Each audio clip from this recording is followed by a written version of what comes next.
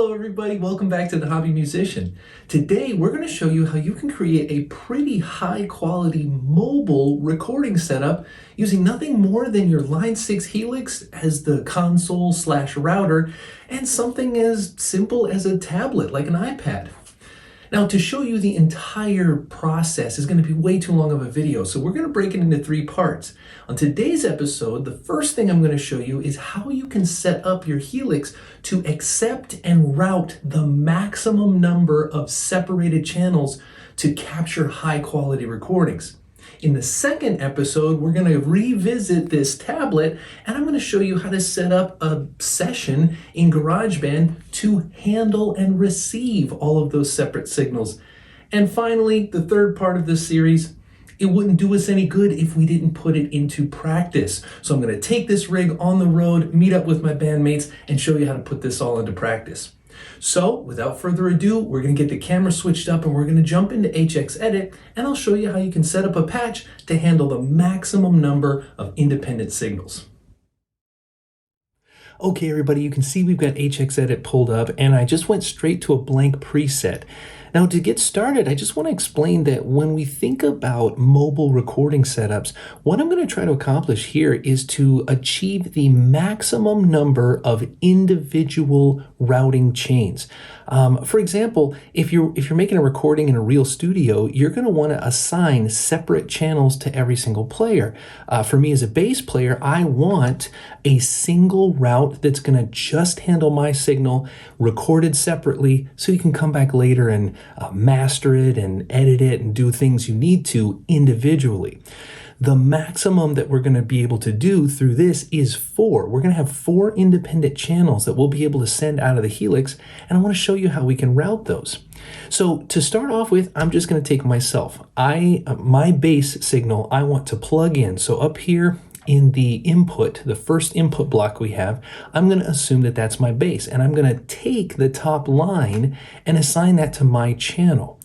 Now, I need to get more channels in here than just the 2 lines. So the first thing that I'm going to do is I'm actually going to click on the first block and I'm going to come down here to send and return. What this does, this allows us to kind of assign the different inputs and outputs that are on the back of the Helix. What I'm going to do is I'm going to take return 1. That's just the input back to one of the 4 effects loops. And what this is telling the patch right now is that any signal coming into return 1, whether it's from a keyboard player, whether it's from a pedal, it doesn't care what it is, but whatever signal is coming in, it wants to input it and insert it at that point. Now to keep it separate from my bass, I'm going to click and drag it down to its own path. Now there's a couple of things. You can see we've got a second line here, which is good, but we're not done yet. I'm going to go back to this point. When we create parallel paths, you'll see the occurrence of a merge point. Now the specific thing we need to do to accomplish our goal of isolated channels, I need to come down here and I can't leave it at split Y. That's the default setting when you create parallel paths. I need a split AB. And after I have the split AB, I need to come down here. You can see that it's set for even split. Well, if you click, you can adjust, you can adjust the split. How much do you want to go to path A and how much do you want to go to path B? Well, path A is the top path. So if I drag this all the way over to the left, you'll see up there in the corner, it says now A is 100%. So if you think about this merge point, it's thinking incoming bass signal has now a choice. Could it go down path A or could it go down path B? But we're telling it take all of the bass signal and send it down path A so it will stay on top, which means if you come down to the B path, there will be no signal except for the signal that will be coming in whatever you plug into return 1. So in our case, when we get out to rehearsal, it's going to be the keyboard player. The keyboard player is going to plug a signal directly from the keyboard into return 1. So my bass signal is coming down the top path, independent from the keyboard signal that's coming down the bottom path. Now let's go over and talk about the output. We still have some work to do to get our isolated signals. So you can see here the default, it just merges back into one chain, but we can change that. I'm going to click and hold and drag down that merge point. You see, it separates the signals. Now we have independent control over where we want to send the signal. So I'm going to click on the top, and right now it just says multi. That's send it to every single output. We're going to be using the USB cable to hook the Helix into our iPad. So what we need to do is we need to be able to assign those USB channels. So I'm going to select USB 1/2, and you'll notice the only other options are 3, 4, and 5, 6. Now, if you're thinking ahead, you're thinking, wait a minute, that's only 3 options, and you said earlier we're going to get 4. We are going to get 4 because we're going to cheat a little bit. I am going to take USB 1/2, which is a hard-wired pair. It's a stereo pair, a left-right pair, and HX Edit and Line 6 have kind of programmed these to always be linked so that you have the opportunity to use stereo effects. But if I assign USB 1/2 to the top and I assign USB 1/2 to the bottom as well, what I can now do is hard pan the top all the way to the left. So I'm going to click on my base signal, and you can see here, do you want it in the center or do you want it, down one side or the other? So I'm going to come over here and I'm going to drag all the way to the left. Then if I come down to the second channel, which is assigning it to the same pair of outputs, if I come down and drag this one all the way to the right, what we have now told it to do is anything coming down the top path will be panned to one of the channels, USB 1, and anything coming down the bottom path will be panned to the other channel, USB 2. And although we can't individually select those channels here, what we're going to find out in the next episode is when we go into our recording software, we actually can individually select those channels on their own. So we have now successfully gotten 2 isolated, separated paths on the top. They're both mono paths, so we don't have that stereo effect or the option for the stereo effect yet, but that's okay. Now to go down here to the bottom, to specifically talk about our setup, your situation may be different, so you just might need more instrument inputs. But think about maybe you have a vocalist. Maybe you want to plug in a microphone to this rig and capture that, which we will. We don't have a vocalist, but we're going to take 2 microphones and mic up the drum set when we record. So I'm going to click on this second input, and instead of picking, another auxiliary input for guitar, I'm going to come down here and pick the microphone. So right now, the secondary input is expecting in the microphone jack signal to come in. It's going to run down this chain and it's going to go out.